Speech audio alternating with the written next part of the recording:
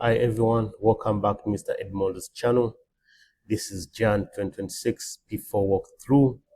Please don't forget to subscribe, like, share the content, leave a message for me if you need more clarification, or let me know what you need me to cover in the next video. Thank you. Last question of the paper. Guys, if you've come this far, don't forget to subscribe for more content. All right, so question 9, we have a curve. The curve is defined parametrically, so you have x and then you have y. Let us see the first question they're asking us to find. Now, they're asking us to show that the volume of the solid, this solid given, or this solid, found by rotating the area R about the x-axis by 2 pi is given by that. So how do we do this? Now, we know that the volume of a solid of revolution is always pi and the integral of y squared dx. That means our volume is going to be pi, the integral of y. What's y? Y is over here, of 5 sine of 2t all squared multiplied by dx. But what you see here is that the equation is going to be in terms of t. That means we need to move this dx here.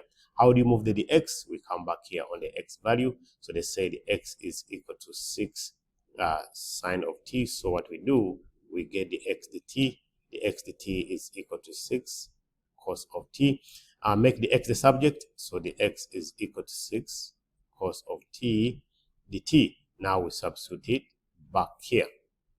So it means that our volume V is equal to pi, the integral, expand the bracket here. What do you have? You have 25 sine squared of 2t multiplied by the x. Your dx is 6 cos of t dt. So your final formula for the volume is you multiply the 6 and then the 25. So you have 150 pi the integral of sine squared of 2t cos of t dt.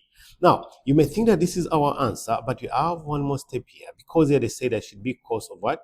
Cos of t and sine of t. But what we have here, we have cos of sine of 2t squared. That means we need to change that to t. Now, you remember the trig identity, that sine of 2t is always equal to cos of t sine of t. So I'm going to substitute that.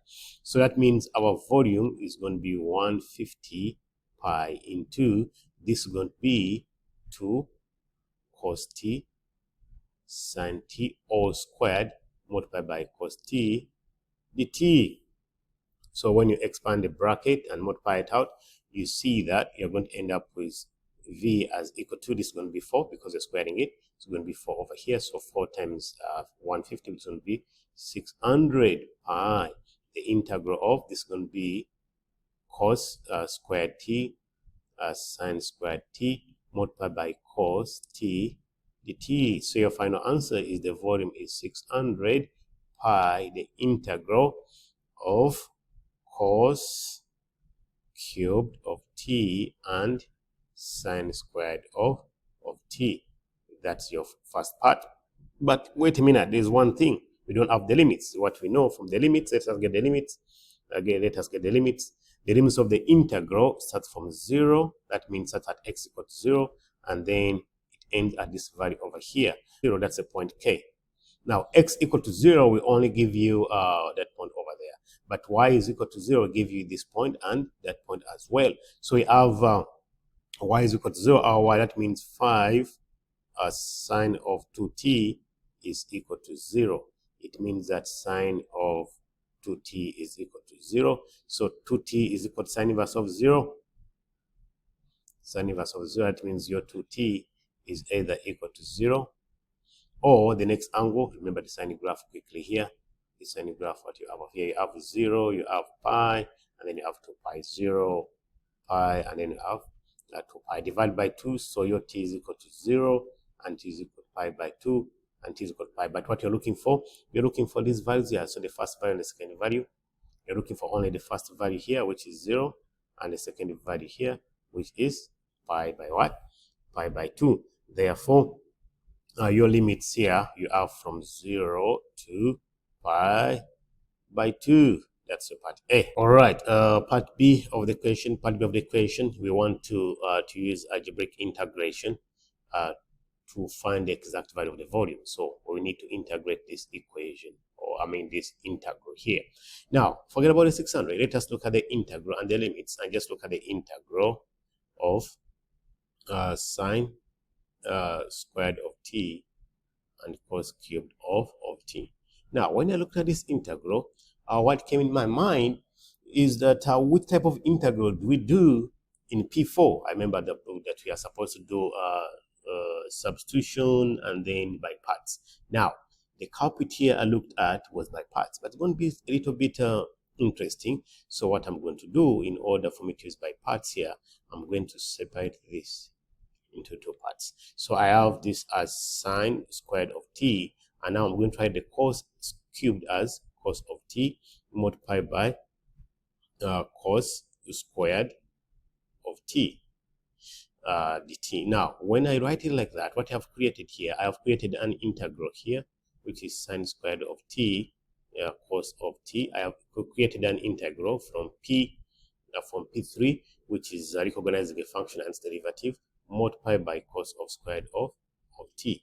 That means if I want to use by parts, this is going to be my derivative. So this is going to be sine squared t cos of t, and this will be my u, which is cos squared of t. I need more space here. Now, remember, what does the by parts say? So you have u times the derivative, u times the derivative of v. The integral of u times the derivative of v is equal to u times v minus the integral of the derivative of u times v. All right, so what we have over here, we need to integrate this. You remember that if I'm integrating, this is an integral from P3, which is sine of squared of t cos of t dt. This is 1 over 3 sine cubed of t. This one over here. So because this is the function, the sine, and the derivative is the cos, so you just write this to power 1. Only that, so that's your v. And the derivative of this one over here is going to be the derivative is going to be 2 cos of t sine of t. That's the chain rule. But the derivative of the cos is negative, so it's negative. This is supposed to be like this, the derivative over there. So that means from the chain, from the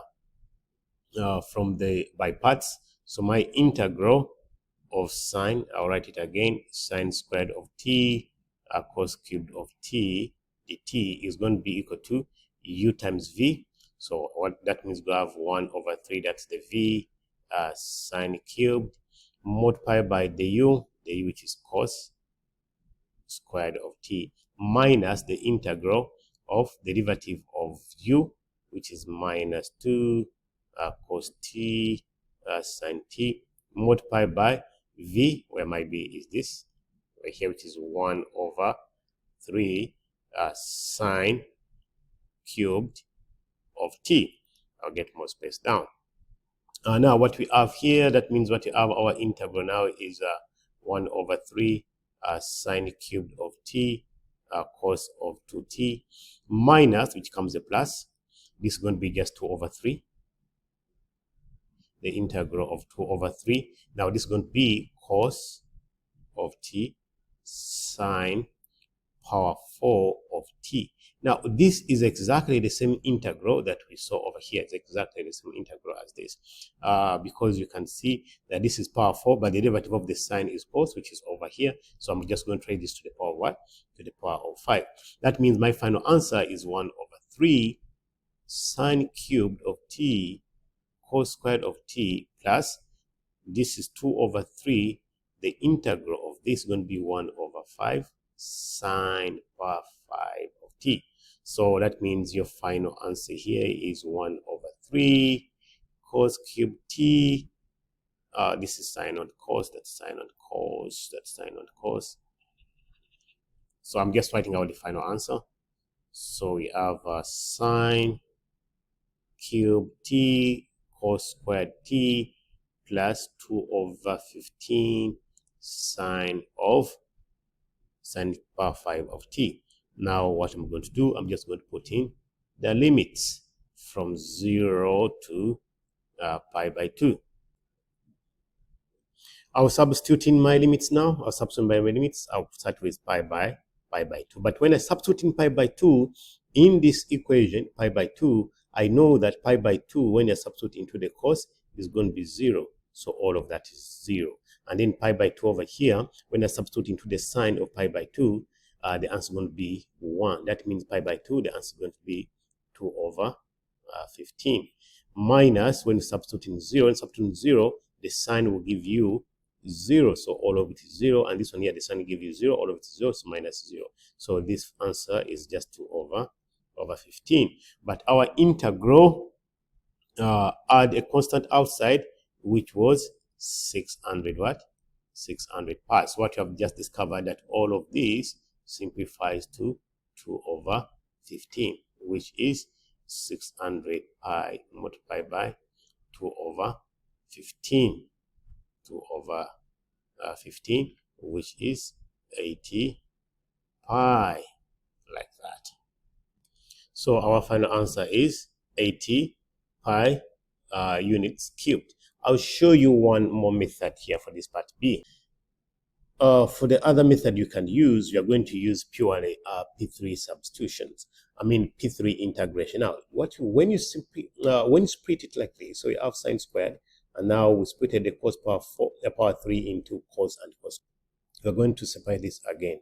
That means our integral is going to be sine squared of t times cos of t into 1 minus sine squared of t dt.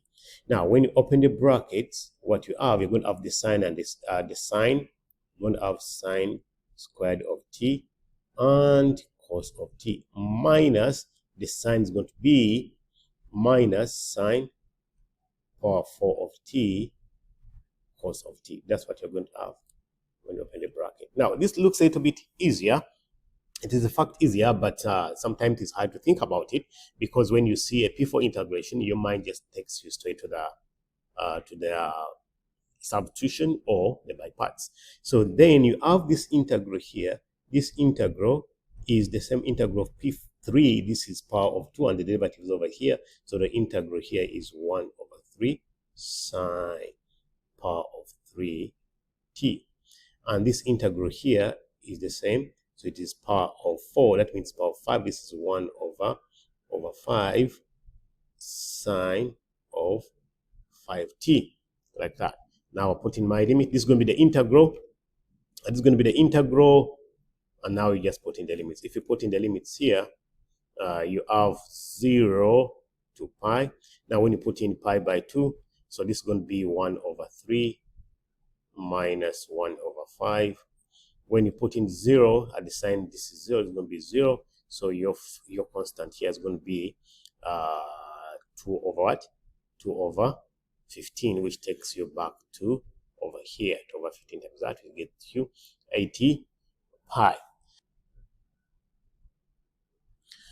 Thank you for watching. Please remember to subscribe, share, go in the comment section and tell me what you want me to cover next.